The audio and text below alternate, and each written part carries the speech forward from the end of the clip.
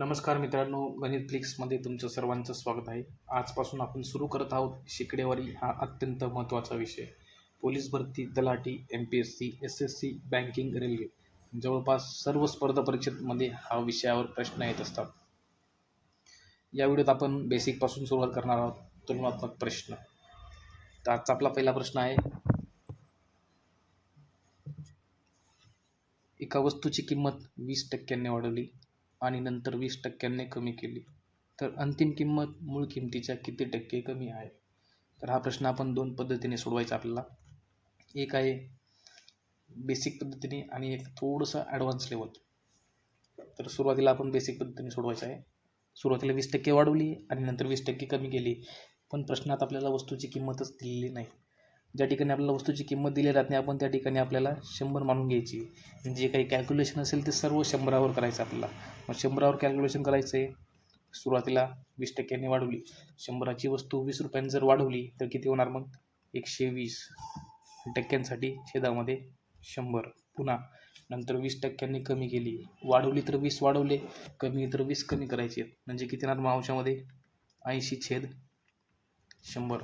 आता हे संपूर्ण इक्वेशन सोडवायचं आपल्याला. आता इकडचा 100 आणि 100 कट होऊन जात आहेत. नंतर अंशामधील 2 शून्य आणि 100वरील 2 शून्य पण कट होत आहेत. उरलं फक्त 12×8. यांचा गुणाकार केला तर येणार आहे 96. ही जी किंमत आहे आपण 100 मानल्याप्रमाणे अंतिम किंमत मिळाली. सुरुवातीची किंमत किती होती? 100 रुपये आणि अंतिम किती आहे? 96 रुपये. म्हणजे किंमत 4 रुपयांनी कमी झाली.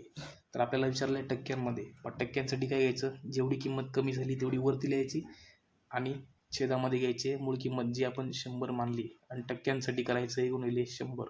मग हा 100 तर कट होऊन जातील, उरते फक्त 4. म्हणजे वस्तूची अंतिम किंमत मूळ किंमतीच्या 4% कमी आहे. ही झाली मित्रांनो पहिली पद्धत. आता आपल्याला बघायची दुसरी पद्धत, थोडीशी ॲडव्हान्स पद्धत आहे, शिकून बघून घ्यायची आपल्याला ती पण. तर यामध्ये आपल्याला सुरुवातीला 20%चा अपूर्णांक बघायचा आहे. म्हणजे हा प्रश्न आपल्याला गुणोत्तर पद्धतीने किंवा अपूर्णांक पद्धतीने सोडवायचा आहे. तर 20%चा अपूर्णांक म्हणजे कसा असतो? 20/100. 20%ला आपण काय म्हणतो? 20/100. तर या ठिकाणी आपल्याला 20 आणि 100ला भाग द्यायचा आहे. किती येणार? 20×1 आणि 20×5 म्हणजेच 20%चा अपूर्णांक आहे 1/5. याचा अर्थ असा होतो की 5चे 20% होतात 1, 5चे 20% होतात 1. या ठिकाणी आपल्याला 100 म्हणायचं नाही. आता सुरुवातीला काय आहे? 5चे 1% होतात, 5चे 20% होतात 1.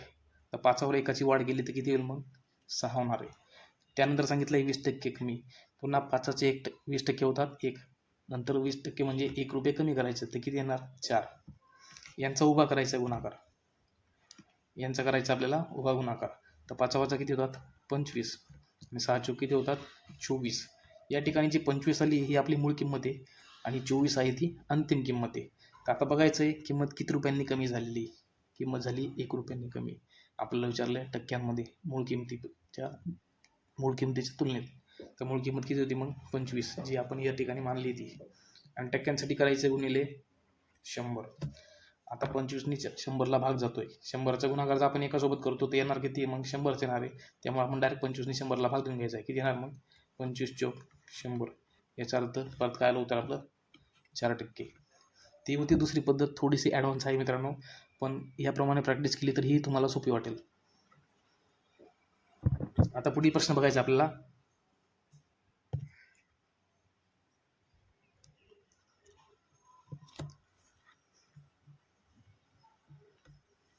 एका परीक्षेत Aला 72% गुण आणि Bला 60% गुण मिळाले, तर परीक्षेचे एकूण गुण 500 असतील तर Aला Bपेक्षा किती टक्के जास्त गुण मिळाले? या ठिकाणी मित्रांनो दोन व्यक्ती आहेत, A आणि B. आणि एकूण परीक्षेचे गुण किती आहेत? मग 500. त्या 500पैकी Aला 72% आहेत आणि Bला 60% आहेत. आता सुरुवातीला आपल्याला Aचे गुण काढून घ्यायचे आहेत. हाही प्रश्न आपण दोन पद्धतीने सोडवायचा आहे मित्रांनो. Aचे गुण काढण्यासाठी काय करायचं? मग आपण एकूण गुण आहेत 500 गुणिले Aची टक्केवारी 72 आणि छेद 100. आता मग 2 शून्य 100चे आणि 2 शून्य 500चे कमी कट होत आहेत.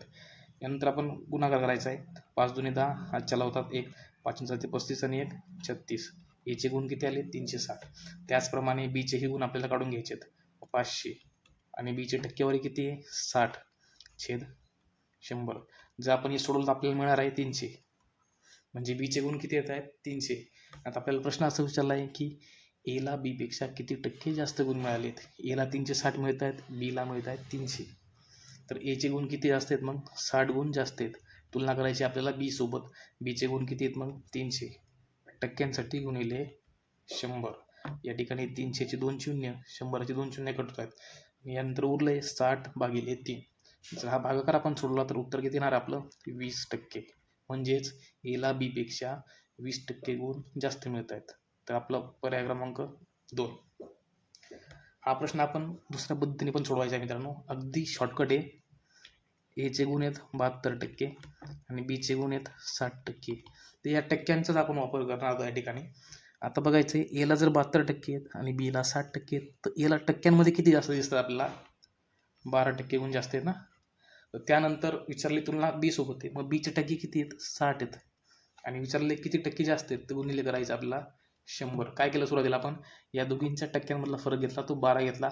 तुलना करायची बी सोबत 60, त्याला घेतलं छेदामध्ये आणि टक्क्यांसाठी गुणिले 100.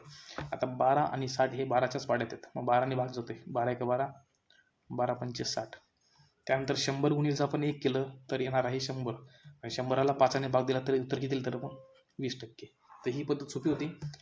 तर पुढचा प्रश्न बघायचा आपल्याला आता.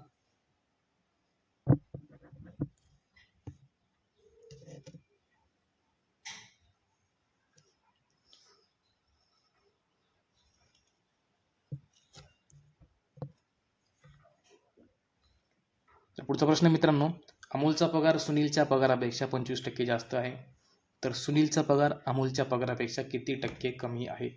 या ठिकाणी 2 व्यक्ती आहेत मित्रांनो, अमोल आणि सुनील. अमोलचा पगार सुनीलच्या पगारापेक्षा 25% जास्त आहे. या ठिकाणी सुनीलचा पगार आपल्याला माहीत नाही. काय करायचं मग, सुनीलचा पगार घ्यायचा 100 मानून घ्यायचा. याचा 25% जास्त आहे, अमोलचा पगार 25% जास्त करायचा आहे. कोणाच्या पगारापेक्षा सुनीलच्या पगारापेक्षा 25% जास्त. म्हणजे 100मध्ये 25%ची वाढ करायची. त्यामुळे आपल्याला काय मिळेल मग अमोलचा पगार किती होईल तो 125. आता या ठिकाणी आपल्याला दोन्हींचे पगार माहीत झाले आहेत 100 मानल्याप्रमाणे. तर पुढे करायचं आपल्याला तुलना. तर सुनीलचा पगार अमोलच्या पगारापेक्षा किती टक्के कमी आहे. सुनीलचा पगार जर 100 आहे, अमोलचा पगार 125 आहे. सुनीलचा किती रुपये कमी मग 25 रुपये कमी आहे. आणि तो कोणापेक्षा कमी आहे अमोलपेक्षा म्हटलंय तर अमोलचा पगार घ्यायचा छेदामध्ये आणि टक्क्यांसाठी करत असतो गुणिले 100. आता 25 आणि 125 हे 25च्याच पाड्यात आहेत, देऊन द्यायचा भाग. 25 × 25 आणि 25 × 5 = 125. 100ला 5ने भाग दिला तर किती येते मग 20%. याही प्रश्नाचं उत्तर 20% आलं आहे. आणि हाही प्रश्न आपण अपूर्णांक पद्धतीने सोडून बघायचा आहे. तर अमोल आणि कोण येत मग ते सुनील. आता 25%चा अपूर्णांक किती येतो बघायचा आपल्याला 25/100. ज्याला आपण संक्षिप्त रूप दिलं तर किती येईल मग 25 × 25, 25 × 100. म्हणजे 25%चा अपूर्णांक आहे 1/4. म्हणजे याचा अर्थ असा होतो की 4चे 25% होतात 1. आता परत बघायचे अमोलचा पगार सुनीलच्या पगाराच्या 25% जास्त आहेत. तर मग याचा पगार आपल्याला 4 रुपये मानून घ्यायचा आहे आणि 25% जास्त म्हणजे याचा पगार होणार आहे 5 रुपये. तर सुनीलचा पगार अमोलपेक्षा किती कमी दिसतो बघा बरं मग 1 रुपयाने कमी ना, 1 रुपयाने कमी आहे. आणि तुलना करायची अमोलसोबत तर त्या ठिकाणी घ्यायचा अमोलचा पगार आणि गुणाकारामध्ये घ्यायचं आहे 100. नंतर पुन्हा 100 गुणिले 1 केलं तर येणार आहे 1. त्यानंतर 5ने 100ला भाग द्यायचा आहे, किती येईल मग 20. याप्रमाणे आपलं उत्तर किती आलं पुन्हा 20%. तर मित्रांनो, जर तुम्हाला आजचा व्हिडिओ आवडला असेल तर आपल्या गणित फ्लिक्स या यूट्यूब चॅनलला फॉलो करा. धन्यवाद.